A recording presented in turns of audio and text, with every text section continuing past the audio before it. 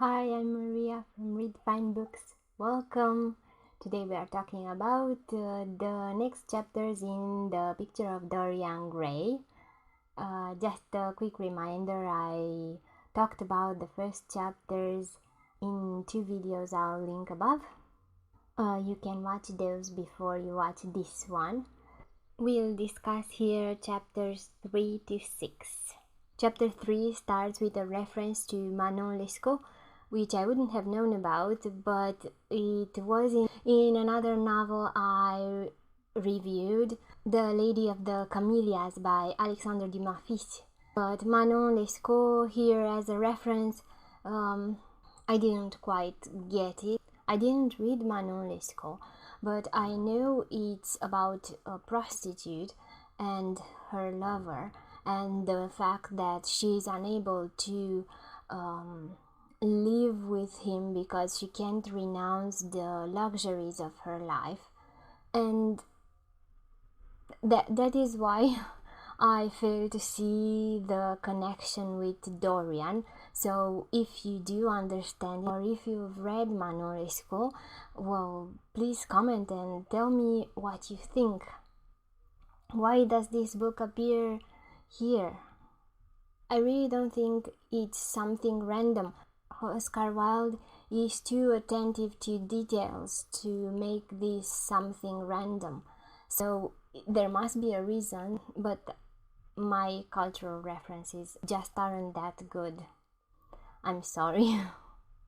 But the important thing in this chapter is something else. It's the moment we start to see the great influence that Lord Henry has over Dorian. In the conversation Dorian has with Lord Henry's wife, he expresses opinions and she states something like, "Ah, this is one of Henry's views, isn't it, Mr. Gray?" So Lord Henry's wife, who presumably knows best her husband, recognizes Henry's influence over Dorian. Their conversation is rather short, but I think its main purpose is just that, to emphasize Dorian's change. When Henry comes home and they seem to catch up, Dorian confesses his love to Sibyl Vane. Sibyl Vane is an actress. And I was shocked about all this conversation because I've read this book long time ago, about 10 years ago, and I remember a lot of things from it, but this part, the part about Sibyl Vane, has completely gone over my head. I don't remember absolutely anything about there being an actress in this novel, about there being a love Dorian Gray has for her. Nothing, absolutely nothing. So I was amazed at this development, and I rather liked that there was something unexpected. So at this moment, Dorian confesses his great love for Sibyl, and we see his enthusiasm. I really like that, but we also see how Henry continues to give his opinion and influence Dorian with everything he says, with things like, "Never marry at all, Dorian. Men marry because they are tired, women because they are curious. Both are disappointed." And also, "No woman is a genius. Women are a decorative sex. They never have anything to say, but they say it charmingly. They represent the triumph of matter over mind, just as we men represent the triumph of mind over morals."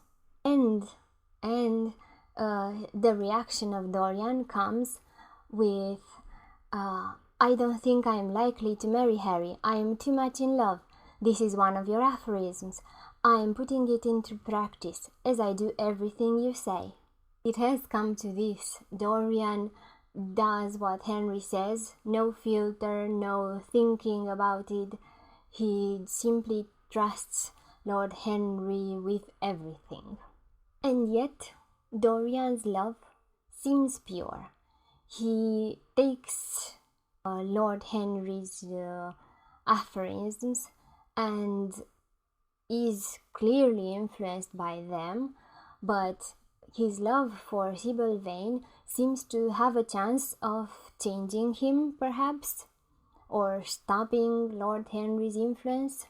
At the end of this chapter, he, in a surprisingly fast way, announces his marriage with Sibyl.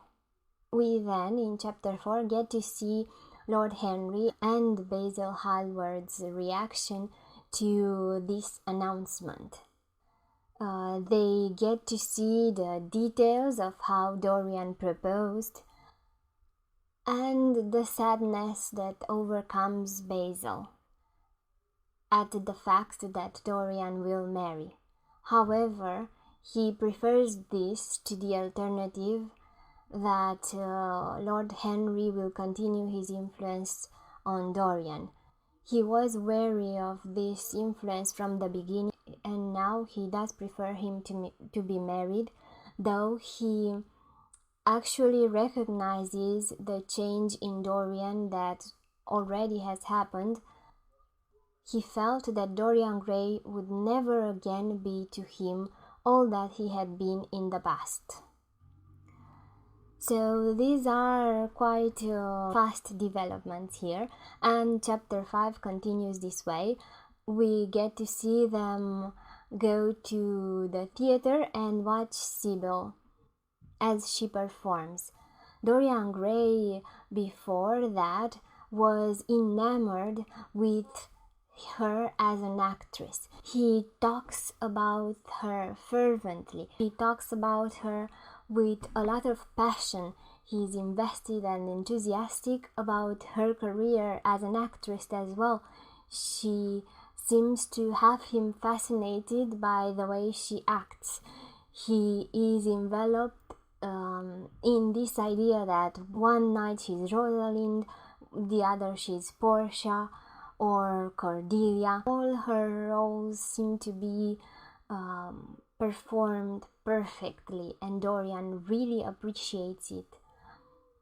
However, when they all go to see her, because he is so enthusiastic about her, he wants her to be presented to Lord Henry as to Basil. When they all go out to see her, she performs very poorly. Dorian is completely disillusioned by this. He goes to her after the performance and lets her know about the disappointment, while she explains this by showing him how in love she is and how the real love she feels makes her see how fake the acting was. Dorian is extremely cruel in this scene. He says things like, "You have killed my love. You used to stir my imagination. Now you don't even stir my curiosity. You simply produce no effect. I loved you because you were wonderful, because you had genius and intellect, because you realized the dreams of great poets and gave shape and substance to the shadows of art. You have thrown it all away. You are shallow and stupid." So, extremely cruel. But it does show that he wasn't in love with her per se, but with her performance. And this chapter ends with him going home and seeing for the first time the picture changed. Lines of cruelty appear on the picture, and he recognizes his sin and is appalled by it and is shocked. And this shock makes him realize he needs to go back to Sibyl, makes him feel remorse, deep remorse.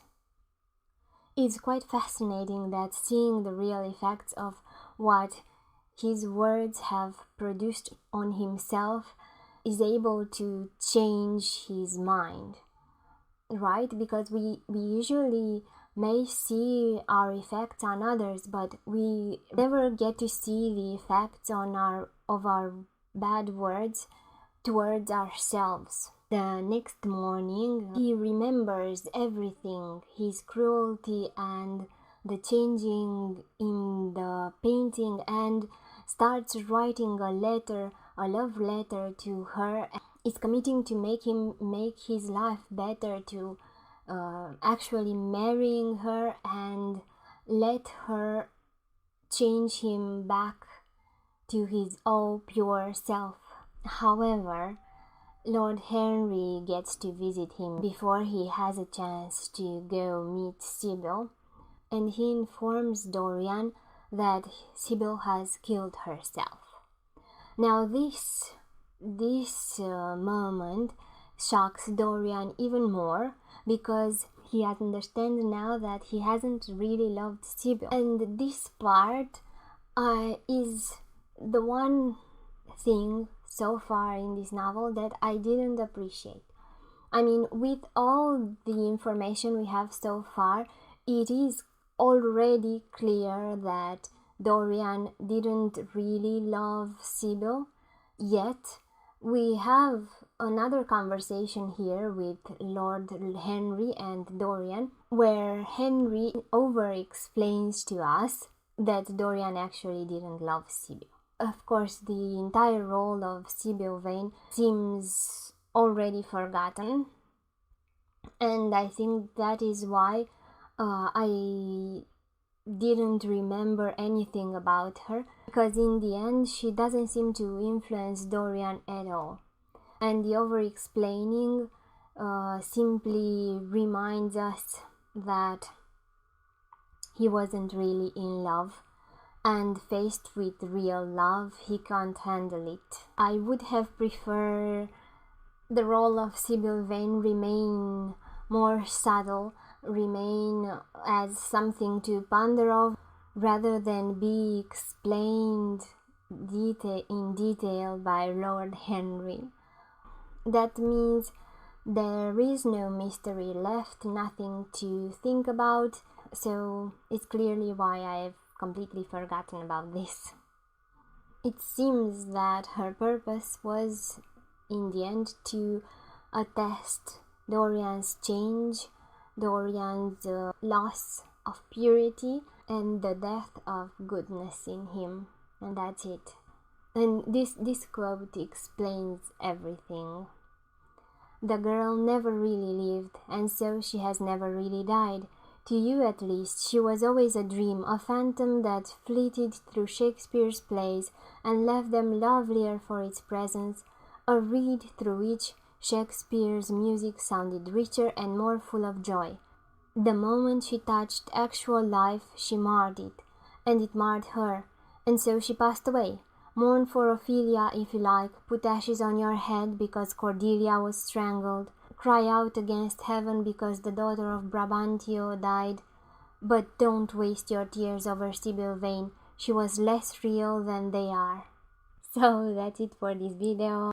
Tell me your favorite quote from these chapters, and if you were impressed by this love story, or you'll soon completely forget it. I'm Maria from Read Fine Books. Thank you for watching.